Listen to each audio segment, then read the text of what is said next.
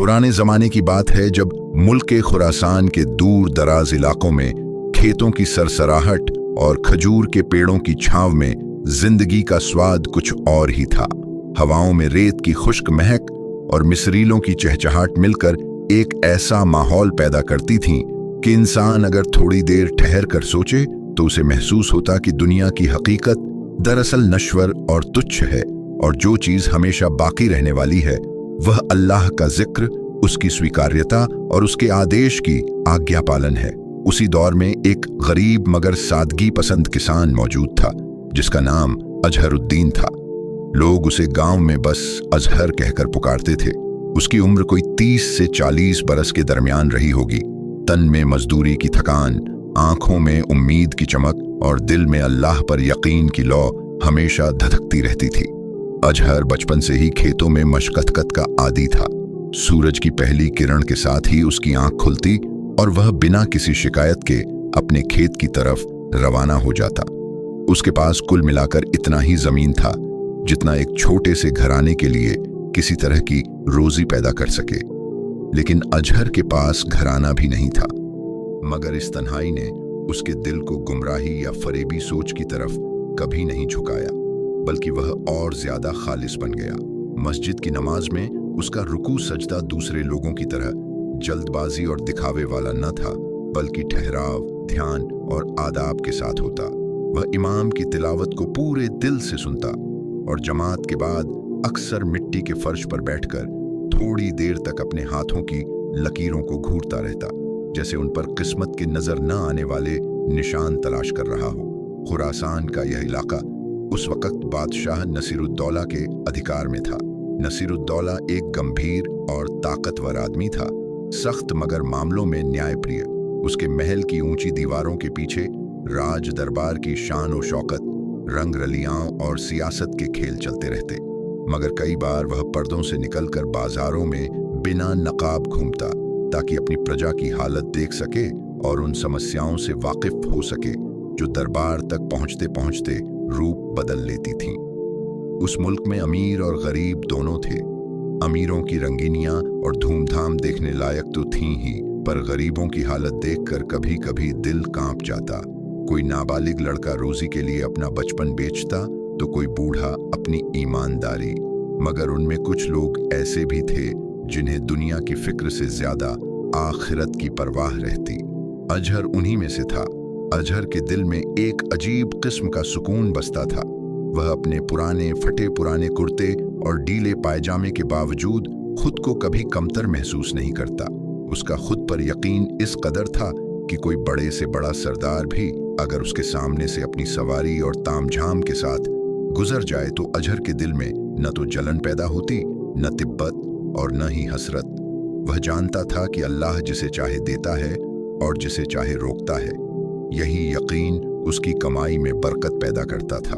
अगर खेत से थोड़ी गेहूं निकलती तो वह रात को अल्लाह का शुक्र अदा करता। अगर मौसम बिगड़ जाता और फसल तबाह हो जाती तो भी वह शुक्र ही कहता, क्योंकि उसको यकीन था कि इस दुनिया की हर मोड़ पर अल्लाह की हिकमत और मसलहत छुपी हुई है। मगर इस साल हालात कुछ ज्यादा ही खराब थे। बारिश ने बिल्कुल भी मेहरबानी नहीं की थी। बादलों ने जैसे खुरासान का नक्शा ही भूल गए हों। फसलों में दरारें पड़ गईं और जमीन सूखे की तरह फटने लगी। गांव वाले मस्जिद में जमा होकर अल्लाह से बारिश की दुआ करने लगे। इमाम ने शाम की नमाज के बाद एक पुरानी किताब का हिस्सा पढ़कर सुनाया जिसमें लिखा था कि जब किसी कौम पर कहत आए तो वह अल्लाह से तौबा और इस्तिगफार करे। लोगों ने आंसू बहाए और दुआएं की, मगर आसमान अपने अंदाज से काम लेता रहा। दिन पर दिन सूरज की तपिश बढ़ती गई, कुएं का पानी कम होने लगा, जानवर भी कमजोर दिखने लगे। ऐसे में अजहर का छोटा सा खेत भी किसी बेबस बूढ़े की तरह झुक गया। एक शाम अजहर थककर मस्जिद के पिछले हिस्से में मिट्टी की दीवार से टिक गया। उसकी निगाहें जमीन पर थीं और होंठों पर हल्का सा उत्तेजितपन। उसने खुद से धीमी आवाज में कहा कि शायद यही वक्त है जब अल्लाह किसी बंदे के सब्र को परखता है। उसने मस्जिद के अंदर 2 रकात नफल अदा किए और घर की तरफ चल पड़ा। घर कहने को था, मगर असल में वह मिट्टी और खपरेल का एक छोटा सा झोंपड़ा था। दरवाजे पर पुराना सा चटाई का पर्दा लटकता रहता, अंदर एक छोटा सा कोना जहां थोड़ी बहुत गेहूं और दाल रखी होती।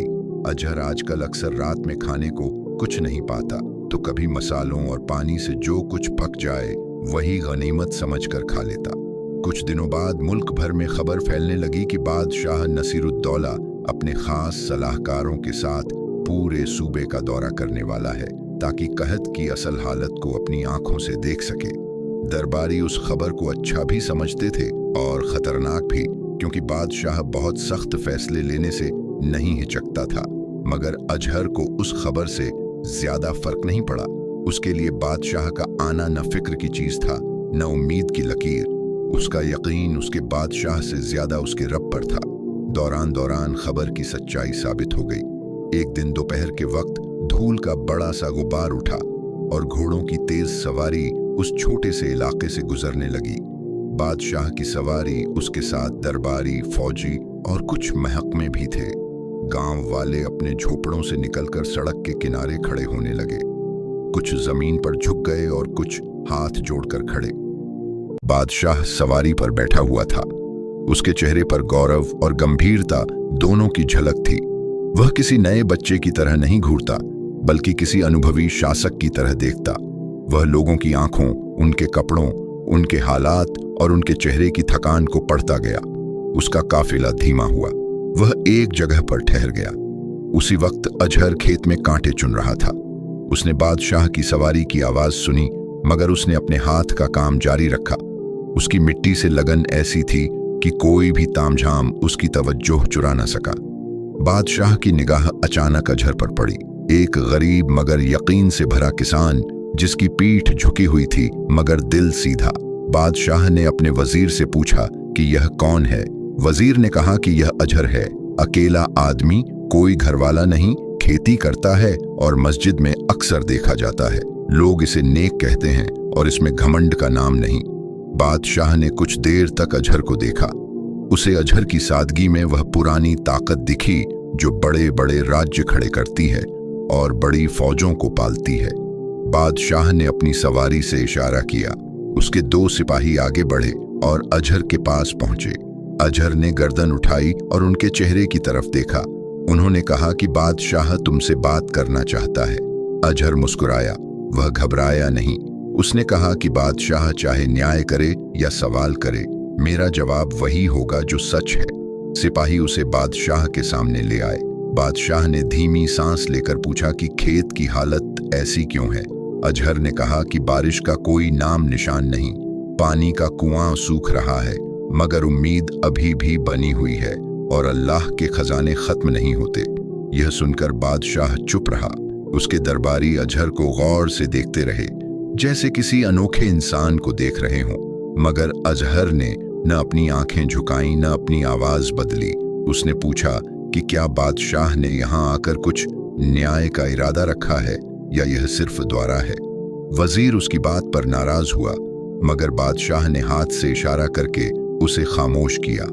उसने अजहर से कहा कि गरीब आदमी की जबान तेज होती है, मगर अक्ल भी वहीं बसती है। बादशाह ने पूछा कि कहत के इस द्वार में लोग अल्लाह से क्या मांग रहे हैं।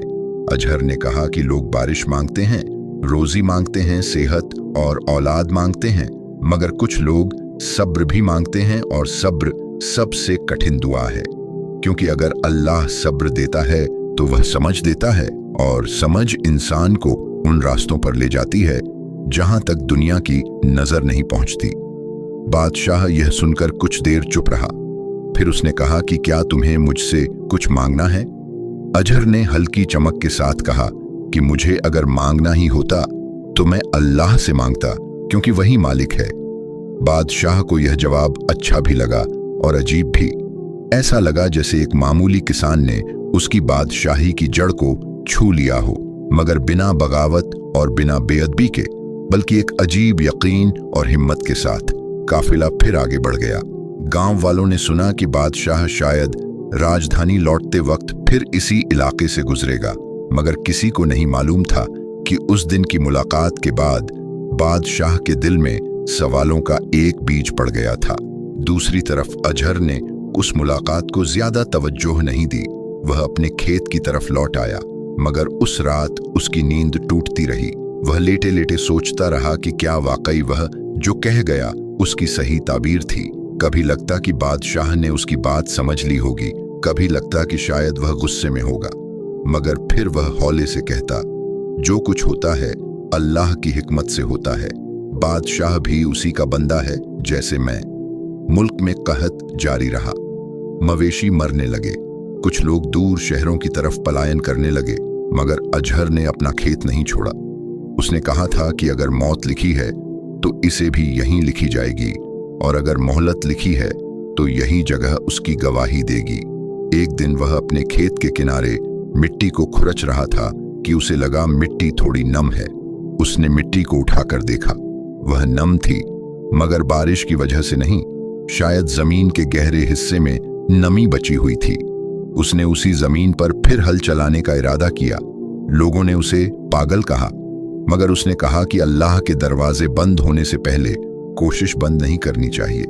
यही जद्दोजहद चलती रही कि अचानक एक दिन राजधानी से खबर आई कि बादशाह राजधानी के खजाने से खुद कुछ मुआवजा देने का इरादा रखता है, मगर यह मुआवजा सिर्फ उन लोगों के लिए था जो जमीन नहीं छोड़ेंगे और अपने खेतों पर डटे रहेंगे।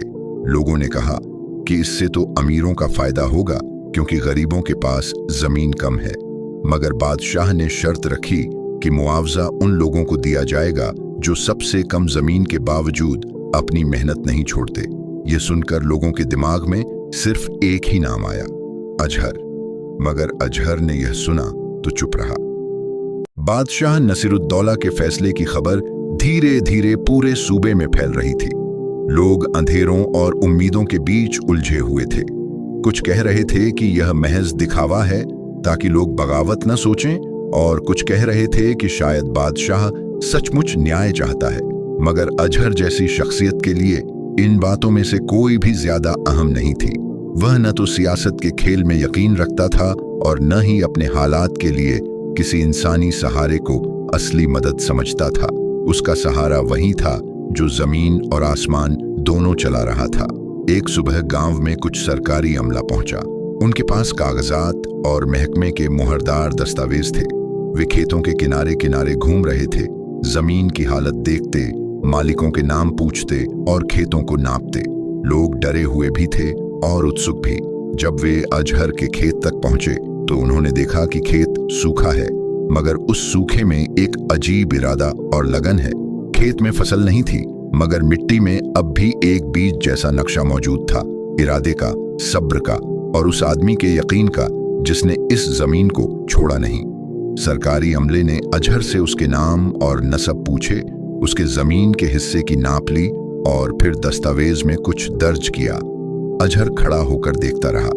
उसके चेहरे पर न तो खुशी थी न डर, बस एक फाकापन और तवक्कुल का रंग। जब सरकारी अमला चला गया तो गांव के 2-3 लोग उसके पास आए और बोले कि लगता है बादशाह वाकई कुछ मदद करने वाला है।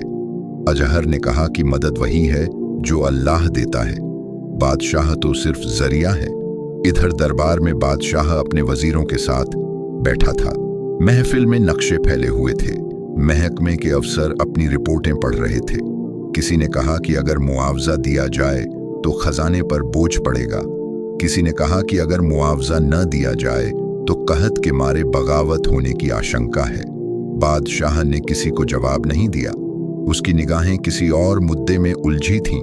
उसे उस किसान की आंखें याद थीं, ठंडी मगर मजबूत, नम्र मगर जुर्रत से भरी। वह सोच रहा था कि मुल्क की सुरक्षा सिर्फ तलवारों और फौजों से नहीं होती, बल्कि उन लोगों से होती है जो मिट्टी से जुड़े रहते हैं और जिन पर मुल्क की बुनियाद टिकी रहती है। कुछ दिन बाद बादशाह ने आधिकारिक ऐलान कर दिया कि सरकार उन गरीब जमींदारों को मुआवजा देगी जो जमीन नहीं छोड़ेंगे और खेती का प्रयास जारी रखेंगे। मगर मुआवजा नगद नहीं होगा, बल्कि बीज, औजार और पानी के लिए सहायता के रूप में दिया जाएगा। इस फैसले ने कई लोगों के चेहरे पर उम्मीद जगा दी, मगर साथ ही कई अमीर ठेकेदार और जमींदार नाराज हो गए। वे चाहते थे कि मुआवजा उन्हें मिले क्योंकि उनके पास ज्यादा जमीन थी, मगर बादशाह ने साफ कह दिया कि मुल्क उन्हीं से चलता है जिनके पास सब्र है न कि उन लोगों से जिनके पास खजाना है। फैसला सुनकर गांव में दो किस्म की आवाजें उठीं। एक कह रही थीं कि बादशाह नेक है, दूसरी कह रही थीं कि बादशाह नादान है। मगर अजहर इन दोनों में से किसी में शामिल नहीं हुआ। उसने बस रात की नमाज के बाद मस्जिद के सहारे बैठकर सूरह फातिहा और सूरह इखलास की तिलावत की। फिर उसने हाथ उठाए और कहा, या रब, तू जिस दरवाजे को चाहे खोल देता है और जिसे चाहे बंद कर देता है। अगर इस फैसले में मेरे लिए भलाई है तो उसे मेरे लिए आसान बना, और अगर उसमें फितना है तो उससे मुझे दूर रख।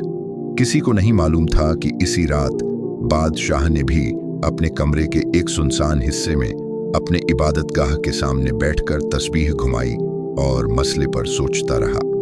दुनिया की ताकत उसके पास थी, मगर दिल का सुकून अभी भी उसकी मुट्ठी में ना आता था। उसके इर्द गिर्द सोने चांदी की भरमार थी, मगर दिल की सच्चाई किसी दूर गांव के किसान में छुपी हुई थी। कुछ दिनों बाद सरकारी अमला फिर गांव पहुंचा, इस बार मुआवजा देने के लिए। खेतों पर लोगों को बुलाया गया।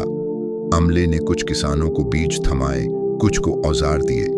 मगर जब अजहर की बारी आई तो अमले ने कहा कि उसका नाम खास तौर पर दरबार से आया है। फिर उन्होंने उसे बीज के साथ साथ एक छोटा सा सीलबंद थैला दिया। थैले में ज्यादा कुछ न था, बस कुछ सिक्के जरूर, मगर बादशाह की तरफ से खास। गांव वालों ने देखा और फुसफुसाहट शुरू हो गई। कुछ ने कहा कि बादशाह ने उसे ज्यादा दिया, कुछ ने कहा कि यह बेइंसाफी है। मगर अजहर ने चुपचाप मुअम्मल लिया और बिना किसी फख्र के घर ले आया। उस रात अजहर ने वह थैला खोला और जमीन पर रखकर देर तक देखता रहा। सिक्के उसके लिए सोने या दौलत नहीं थे, बल्कि एक इम्तिहान थे। उसने खुद से पूछा कि क्या यही वह मदद थी जिसकी ओर इशारे हो रहे थे। फिर उसने धीरे से थैला बंद किया और कहा, इम्तिहान चाहे मिट्टी का हो या सोने का, असली बात यह है कि आदमी उसमें गिरता है या खड़ा रहता है। अब जबकि उसे बीज भी मिल गया और औजार भी, उसने अगले ही सुबह खेत पर जाकर जुताई शुरू कर दी। जमीन अभी भी सूखी थी, मगर पिछले हफ्ते की हल्की नमी मिट्टी के अंदर बाकी थी। उसने बीज डाले और पानी कम होने के बावजूद एक एक कतार को संभालता गया। लोग उसे देखकर हैरत में पड़ गए। उनका कहना था कि जब तक बारिश नहीं आती तब तक कुछ भी उगने का सवाल ही नहीं। मगर अजहर का कहना था कि कोशिश छोड़ देना सबसे बड़ा सूखा है। फिर बारिश आए या न आए, रिज्क तभी आता है जब इंसान हार न माने। इस दौरान दरबार में एक नया मसला उठ खड़ा हुआ। कुछ बड़े जागीरदार और अमीर सरदारों ने बादशाह से मुलाकात की और कहा कि अगर गरीब किसानों को मुआवजा दिया जाएगा तो अमीरों की हालत खराब हो जाएगी। वे यह भी चाहते थे कि मुआवजे का फायदा उन्हीं तक पहुंचे, ताकि अंत में खेत भी उनके हाथ में आ जाए और किसानों की जमीनें उनके कब्जे में। बादशाह यह सुनकर गुस्से में नहीं आया, बल्कि शांत रहा। उसने कहा कि मुल्क की ताकत उन किसानों में है जो जज्बे के साथ काम करते हैं। अगर वे जमीन छोड़ देंगे तो मुल्क भूख से मरेगा। अगर अमीर ही जमीनों पर कब्जा कर लेंगे तो मुल्क के पास न जज्बा बचेगा और न खुददारी। मगर यह बात वहां खत्म नहीं हुई। दरबार की सियासत में आग अब भी जल रही थी। कुछ लोग चुपचाप अजहर की तरफ तनके हुए थे। वे यह नहीं बर्दाश्त कर पा रहे थे कि एक गरीब किसान बादशाह की नजरों में इतना ऊपर कैसे उठ गया। यह बात उनके अहंकार को चुभ रही थी, और अहंकार जब तंग होता है तो अक्सर फितना पैदा होता है। दूसरी तरफ गांव में अजहर का नया इम्तिहान शुरू हो चुका था। कई रातें बिना पानी के गुजरने लगीं। बीज जमीन के अंदर दबे पड़े थे। हवा गर्म और कड़क थी। सूरज की तपिश ने खेत की मिट्टी को झुलसा दिया। मगर अजहर हर रोज खेत पर जाता, मिट्टी का हाल देखता और रात में अल्लाह से मांगता कि अगर बारिश उसके हक में लिखी है तो देर सही मगर जरूर आए। गांव वाले अब उसे ताना देने लगे। कोई कहता कि बादशाह की दी हुई मदद बेकार गई, कोई कहता कि अल्लाह ने इस जमीन पर बंद दरवाजे लगा दिए हैं। मगर अजहर सिर्फ मुस्कुराता और कहता, बंद दरवाजों पर दस्तक देना बंद कर देना गुनाह है, दरवाजे खोलना मालिक का काम है। एक रात गांव में हल्की हवा चली, फिर दूर कहीं बादलों की गरज सुनाई दी। लोग दौड़कर बाहर निकले। आसमान में काले बादल धीरे धीरे जमा हो रहे थे। मवेशियों ने आवाजें निकाली, धूल जमीन पर झुकी और एक ठंडी सी महक हवा में तैरने लगी। मगर कुछ ही देर बाद बादल छंट गए और आसमान फिर साफ हो गया। बारिश नहीं आई। इस घटना ने पूरे गांव में निराशा फैला दी, मगर अजहर ने उसी रात तहज्जुद में हाथ उठाए और कहा, इम्तिहान मुसीबत से बड़ा नहीं होता और न उम्मीद दुआ से कमजोर होती है। कई हफ्ते इसी तरह गुजर गए, मगर आखिरकार एक सुबह जब सूरज निकला तो हवा में एक अजीब सी नरमी थी। दोपहर होते होते आसमान में बढ़े हुए बादल जम गए। इस बार गांव वाले उतावले न हुए। लोग चुपचाप आसमान देखते रहे और फिर अचानक ऐसा हुआ जैसे अल्लाह ने अपने खजाने खोल दिए हों। बादल फटे और बारिश की मोटी बूंदें खेतों पर गिरने लगीं। कुछ बच्चे तो दौड़कर मिट्टी में कूद पड़े। मवेशियों ने बारिश को चूमने की तरह गर्दन उठाई। बूढ़े लोग मस्जिद के दरवाजे पर जाकर दुआएं करने लगे और अजहर खेत में खड़ा रहा, बिना खुशी के दिखावे के, बिना आवाज के, बस आंखों में एक चमक लिए हुए। बारिश उसके बीजों को छू रही थी, मिट्टी में नमी घुस रही थी और सूखी जिंदगी में रूह जैसे दाखिल हो रही थी। उस रात गांव में कोई भूखा नहीं सोया। लोग किसी न किसी तरह के खाने के साथ जश्न मना रहे थे, मगर अजहर ने चुपचाप खाने के बाद मस्जिद बैठकर हौले से कहा, बारिश की देरी किसी गजब नहीं थी, बल्कि सबक था। जो सबक समझ गया उसने हासिल कर लिया। मगर कहानी यहाँ खत्म नहीं होती। बारिश के साथ साथ कुछ और चीजें भी जाग उठीं, ईर्ष्या, हसरत और सियासत। अब जबकि अजहर का खेत साथ दे रहा था, कुछ लोग सोचने लगे कि अगर गरीब किसान ऐसी मेहनत कर सकता है तो कल वह अमीरों के लिए खतरा बन सकता है। और जब गरीब की मेहनत बादशाह की नजर में इज्जत बन जाए तो दरबारियों के दिल में खौफ पैदा होना लाजमी है। यही खौफ आने वाले हिस्सों में साजिश और इम्तिहान का रूप लेगा। बारिश के तीसरे दिन गांव के बाहर की मिट्टी अब दलदली होने लगी थी। खजूरों और नखलिस्तानों के बीच हवा में एक अजीब सी मस्तियत भर गई थी। खेतों में बीज अपने उगने की तैयारी में थे और जमीन में वह हलचल दिखाई देने लगी थी जिसे सिर्फ किसानों की निगाहें पहचान पाती हैं। अजहर हर सुबह खेत पर जाकर मिट्टी को हाथ से धीरे से खुरचता और उसकी खुशबू को सूंघता। मिट्टी की महक अब सूखे की नहीं बल्कि जिंदगी की थी। उस महक में उम्मीद थी, मगर साथ ही एक बोझ भी, क्योंकि जब उम्मीद फूलती है तो अल्लाह इंसान के सब्र और इरादे का और ज्यादा इम्तिहान लेता है।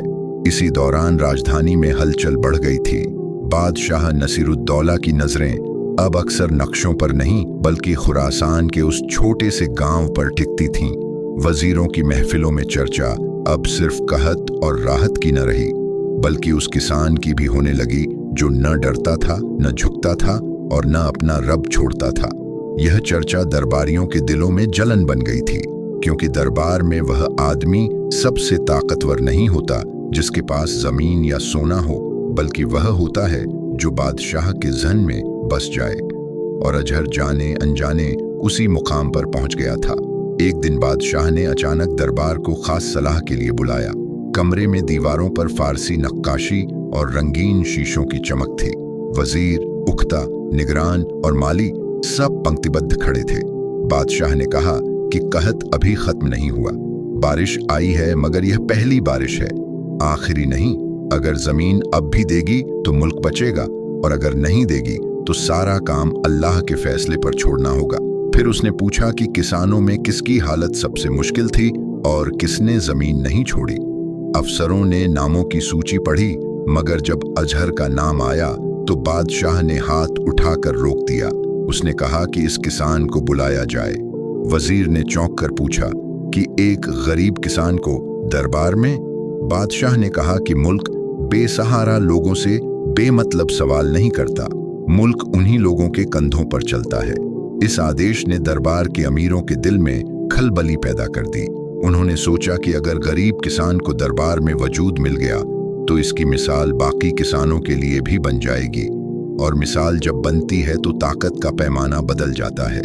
उधर गांव में अफसर आए और अजहर को कहा कि बादशाह ने उसे बुलाया है। अजहर ने कहा कि अगर बुलावा मालिक ए मुल्क से आता है तो वह देर नहीं करता, और अगर बादशाह से आता है तो भी वह देर नहीं करेगा। उसने अपना पुराना कमीज झाड़ा, खुरासानी पायजामा सही किया और मस्जिद में 2 रकात शुक्राने की नमाज पढ़ी।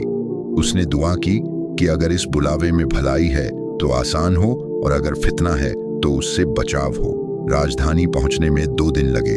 शहर की दीवारें ऊंची और दरवाजे मजबूत थे। वहां सब कुछ अलग था। बाजार में आवाजें तेज, मस्जिदें बड़ी और महलों में रोशनी का फसाना। अजहर को दरबार के सामने पेश किया गया।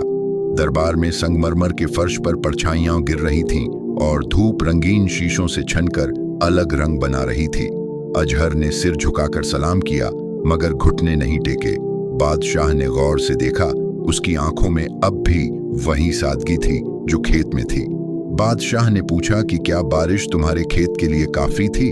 अजहर ने कहा कि बारिश अल्लाह का रहम है, मगर बीज भी अल्लाह की अमानत है और अमानत इंसान तब तक नहीं छोड़ता जब तक उम्मीद बाकी हो। बादशाह ने कहा कि तुमने जमीन क्यों नहीं छोड़ी? लोग शहरों की तरफ भाग रहे थे, तुम क्यों नहीं भागे? अजहर ने कहा कि जमीन छोड़ना ऐसे है जैसे अपने यकीन को छोड़ देना, और जो अपने यकीन को छोड़ दे वह कहीं भी जाकर भूखा ही रहता है। यह सुनकर दरबार में फुसफुसाहट फैल गई। कुछ वजीरों ने नापसंदगी की नजरों से देखा, मगर बादशाह ने मुस्कुराकर पूछा कि तुमने मदद ली?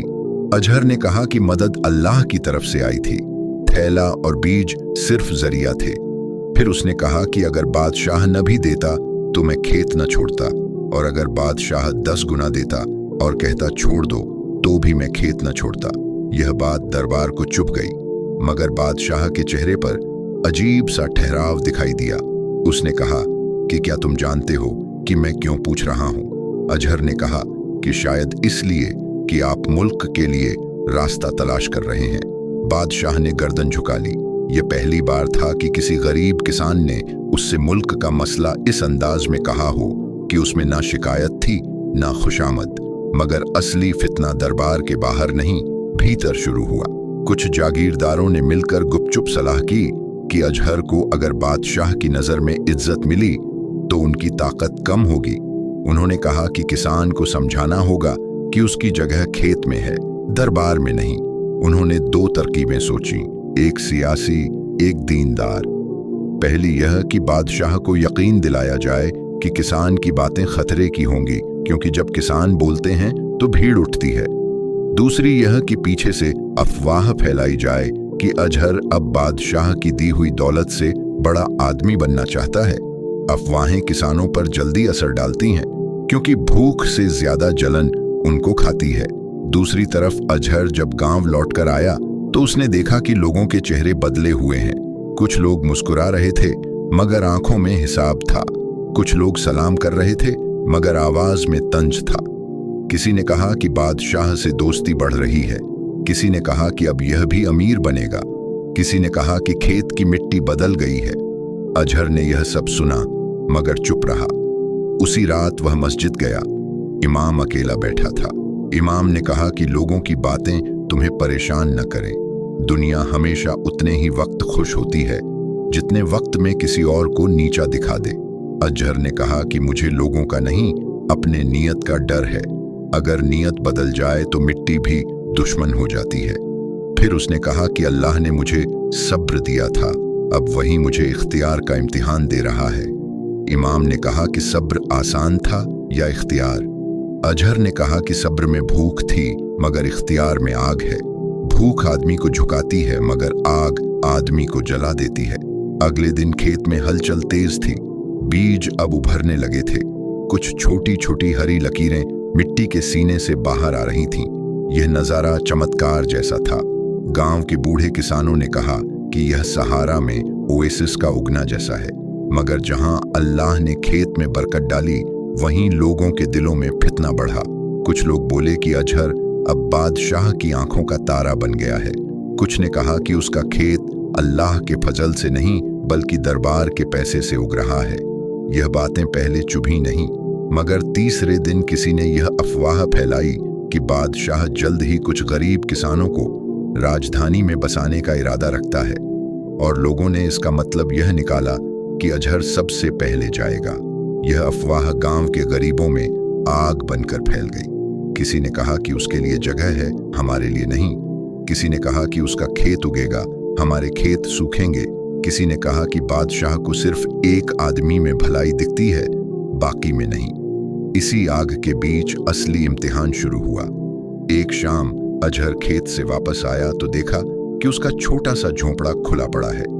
दरवाजे पर लगी चटाई फटी हुई थी। अंदर जाकर देखा तो वह सीलबंद थैला गायब था जो बादशाह ने उसे दिया था। थैले की कीमत न तो उसके सिक्कों में थी और न उसके वजन में, बल्कि यह उस इम्तिहान की निशानी था जो अल्लाह ने उसके हाथ में रखा था। अजहर ने न चिल्लाया न किसी को कोसा। उसने बस बैठकर लंबे वक्त तक सोचा। उसके चेहरे पर न गुस्सा था न दुख, बल्कि एक थकान, ऐसी थकान जो सब्र के लंबे सफर के बाद आती है। इमाम ने रात को पूछा कि क्या चोरी की खबर बादशाह को दी जाएगी। अजहर ने कहा कि चोरी का हिसाब इंसान के पास होगा, मगर इम्तिहान का जवाब अल्लाह के पास। उसने कहा कि अगर थैला मेरी किस्मत का हिस्सा होता तो मेरे पास रहता, और अगर नहीं तो उसका जाना भी आसान होता। लेकिन कहानी यहीं नहीं रुकती, क्योंकि जब दुनिया इम्तिहान लेती है तो अक्सर उसके बाद फैसले का वक्त आता है, और फैसले का वक्त अब करीब था, दरबार के लिए भी और किसान के लिए भी। उस रात अजहर अपनी झोपड़ी में देर तक बैठा रहा।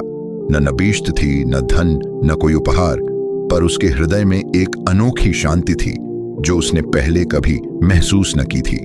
उसे मालूम न था कि कल बादशाह क्या करेगा, और न यह कि राज दरबार में उसकी विनती का क्या परिणाम निकलेगा, मगर दिल के किसी कोने में उसे यह एहसास था कि जिसने सत्य के साथ हिम्मत दिखाई हो उसको अल्लाह कभी रुस्वा न करता है। उसने अपना चेहरा कपड़े से ढक लिया और आंखें मूंदकर दीवार से टिक गया। ठंडी हवा उसके कपड़ों के भीतर समाती जा रही थी, पर उसके मन में गर्माहट थी, उम्मीद की गर्माहट। सुबह का वक्त था। फजर की अजान दूर मस्जिदों से उठकर खेतों और जंगलों में गूंजती चली आई। अजहर उठ खड़ा हुआ। वह हमेशा से नमाज का पाबंद था। उसने पानी से वुजू किया जो मिट्टी के घड़े में रखा रहता था, और एक पुराने बिछौने पर नमाज पढ़ी। दुआ के बाद जब उसने हाथ उठाए तो दिल से फूटी आवाज उसी की थी, ऐ अल्लाह, तू जानता है कि मैं झूठ से नफरत करता हूँ और सच्चाई पर सब कुछ लुटा देने को तैयार हूँ। अगर बादशाह मुझे शाही अनाज दे या न दे, यह तेरी मर्जी पर है, मगर मुझ पर इतनी रहमत कर कि मेरा दिल हमेशा तेरी राह से ना हटे। उसके बाद वह खेत की ओर बढ़ चला। खेत सूखे थे, मगर उनमें अजहर के कदमों से जान पड़ती थी। वह बोतल से पानी लेकर पौधों की जड़ों में डालने लगा, मानो कोई आशा का बीज था जिसे वह रोज सींच रहा था। उस समय दूर से दो घुड़सवार प्रकट हुए। उनके वस्त्र रेशमी थे और सर पर पगड़ियां बंधी थीं। अजहर ने उन्हें देखा और चौंक कर एक ओर हट गया। कोई दौड़ता हुआ उसकी ओर नहीं आता था, क्योंकि कौन ऐसा था जिसे उसके पास आने की जरूरत पड़े। मगर ये घुड़सवार सीधे उसी की ओर आ रहे थे। उन्होंने घोड़े रोके और उतरकर अजहर को सलाम किया। उनमें से एक ने कहा, क्या तुम ही अजहर बिन यूसुफ हो? अजहर ने सिर उठाकर कहा, जी हाँ, मेरे वालिद का नाम यूसुफ था और लोग मुझे इसी नाम से पुकारते थे। आप किस लिए आए हैं? दूसरे ने जेब से एक मुहरबंद चिट्ठी निकाली और बोला, यह तुम्हारे लिए बादशाह का फरमान है, तुम्हें फौरन किले में बुलाया गया है। अजहर ने चिट्ठी को हाथ में लेकर देखा। चिट्ठी की मुहर में राज मुद्रा की निशानी थी। उसके भीतर हल्की सी झिझक थी, मगर उसने पूछा नहीं। अब सवाल यह न था कि बादशाह ने उसे बुलाया क्यों है, सवाल यह था कि अब उसे जाना ही पड़ेगा। दोपहर की धूप चढ़ चुकी थी जब वह दोनों के साथ किले की ओर चला। रास्ता लंबा था, पर उसके मन में उतनी ही लंबी खामोशी थी। किला दूर से बादलों से उलझा खड़ा था। उसके बुर्ज ऊंचे थे, दीवारें मोटी थीं और दरबान हाथों में नेज़े लिए खड़े थे। अजहर को अंदर ले जाया गया। फिर एक बड़े हाल में जालियां लटक रही थीं, पर्दे सज रहे थे और दरी पर बैठने को कहा गया।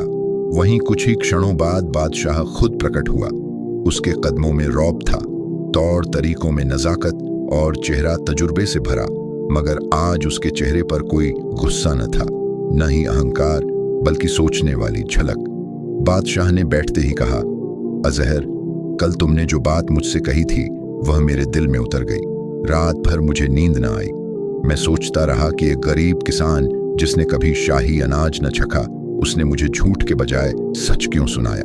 तुम चाहो तो झूठ बोलकर अनाज ले सकते थे।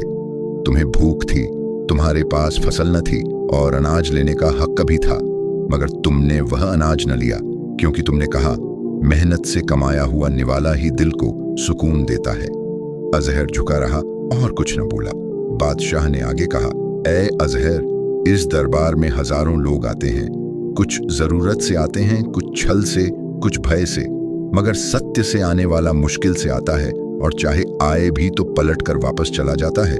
मुझे तुम में कुछ ऐसा दिखा जिस पर यह मुल्क टिक सकता है, सच और सब्र। अजहर ने कहा, जहां बंद, मैंने कुछ ऐसा नहीं किया जो तारीफ के काबिल हो। मैं बस वही कर रहा था जो मेरी समझ कहती है। बादशाह मुस्कुराया, तुम्हारी समझ किसी किताब में नहीं लिखी, वह अल्लाह ने तुम्हें अता की। ऐसे लोग मुल्कों को बदल देते हैं अजहर, इसीलिए मैंने तुम्हें बुलाया है। अब दरबार में सन्नाटा था, हर आंख अजहर की ओर देख रही थी। बादशाह ने अपने वजीरों की ओर देखा और कहा, लिखा जाए कि आज से अजहर बिन यूसुफ को शाही खेतों में से एक खेत दिया जाता है।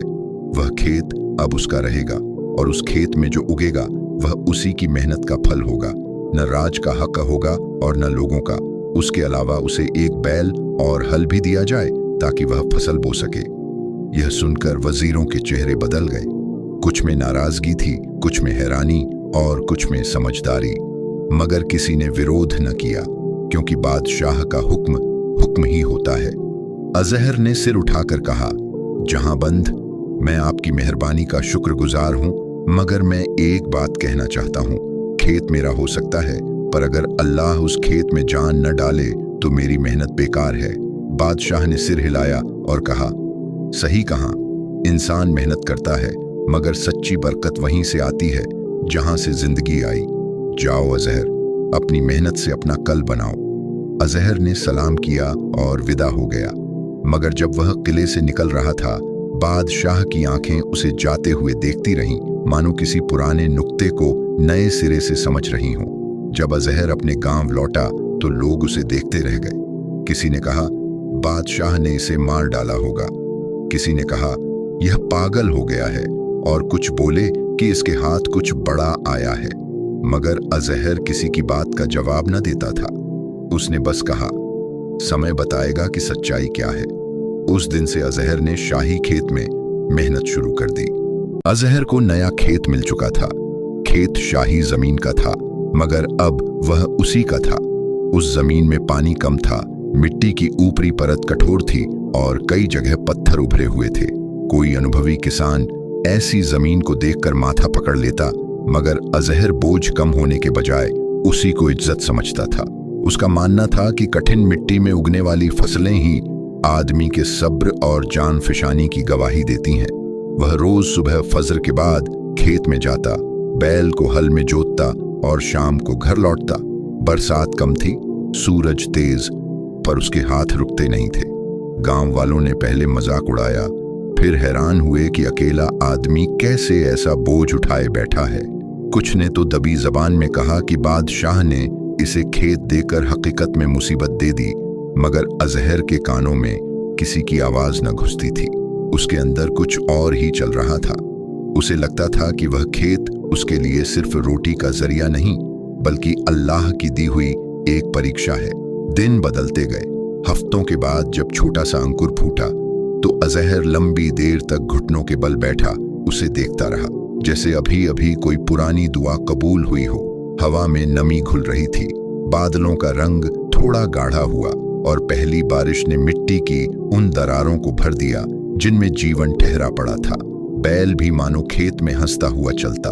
अजहर ने कभी शिकायत न की, कभी थकान को बहाना न बनाया और कभी यह न सोचा कि किसने खेत अच्छा दिया और किसने बुरा। उसकी सोच सिर्फ इतनी थी कि जिस मिट्टी को मेहनत से सींचा जाए वह एक दिन रोटी का निवाला जरूर देती है। कई महीने बीत गए और जब फसल पककर खड़ी हुई तो सुनहरी कतारें हवा में झूम रही थीं। धूप उन बालियों पर पड़ती तो लगता कि किसी ने सोने को भूसे में ढाल दिया हो। दूर से देखने वाले को यकीन न होता कि यह वही कठोर जमीन है। गांव के लोगों के चेहरे पर तब हैरत के साथ शिकन भी थी। एक बुजुर्ग ने कहा कि इस लड़के में नसीब का हाथ है। दूसरे ने कहा कि इसके खेत में खास बरकत उतरती है। मगर अजहर जानता था कि नसीब और बरकत दोनों उसी से आते हैं जिसने इंसान को मिट्टी से बनाया और उसी को मिट्टी की कसम खिलाई। फसल कटी, बैल के साथ गट्ठरों को बांधा गया। अजहर पहली बार फसल को देख हंसा। उसके चेहरे पर वैसी मुस्कान थी जो अमीरी से नहीं बल्कि मेहनत से पैदा होती है। जब वह फसल के गट्ठर लेकर शहर के बाजार पहुंचा तो व्यापारी उसकी फसल पर टूट पड़े। दाम बढ़ते गए और अजहर ने पहली बार अपने हाथों में असल कमाई महसूस की। उसने सोचा कि इस कमाई से वह अगले वर्ष और बीज खरीदेगा और खेत को और सींचेगा। मगर उसके दिल में यह ख्याल कभी न उठा कि अब वह आराम करेगा।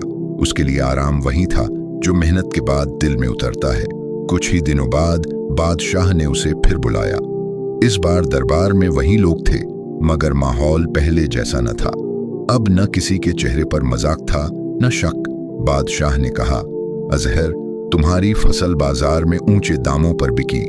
लोगों को मालूम हुआ कि तुम सच पर खड़े रहने वाले आदमी हो। आज मैं तुम्हें बताना चाहता हूं कि जब तुमने मुझसे झूठ न बोला तब मुझे समझ आया कि राज सिर्फ तलवारों से नहीं बल्कि चरित्र से चलता है। तुमने मेरे दिल को बदल दिया। यह जमीन, यह बैल और यह हल अब सदा के लिए तुम्हारे हैं। तुम पर कोई कर न लगेगा और न राजा का हिस्सा। अजहर ने सर झुका लिया और कहा, जहांबंद, मैं सिर्फ इतना कहता हूं कि मैंने जो किया वह इंसान का नहीं बल्कि अल्लाह का करम है। मैं झूठ बोलकर पेट भर सकता था मगर दिल भूखा रह जाता। मेहनत से पेट भरता है और सच्चाई से दिल। बादशाह ने मुस्कुराकर कहा, और बादशाहत इसी दिल की वजह से कायम रहती है। फिर बादशाह ने लोगों की ओर देखा और कहा, यह कहानी इस दरबार में रहेगी ताकि आने वाले वजीर और सिपहसालार जान लें कि सच पर खड़ा होने वाला आदमी किसी बादशाह से कम नहीं होता। उस दिन दरबार खत्म हुआ और अजहर अपने खेत की ओर लौट पड़ा। उसके पैरों में मिट्टी लगी थी, हाथों में मेहनत और दिल में सुकून। अब उसके पास अनाज भी था, खेत भी और बैल भी। मगर वह जानता था कि असल दौलत इनमें नहीं बल्कि उस सच्चाई में थी जिसने उसे भूख के वक्त झूठ बोलने से रोक दिया। कहते हैं कि कई बरस बीत गए। अजहर बुजुर्ग हुआ मगर उसके खेतों में बरकत कभी कम न हुई। गांव वाले जब अपने बच्चों को मेहनत और सच की कहानी सुनाते तो अजहर का नाम लिया जाता।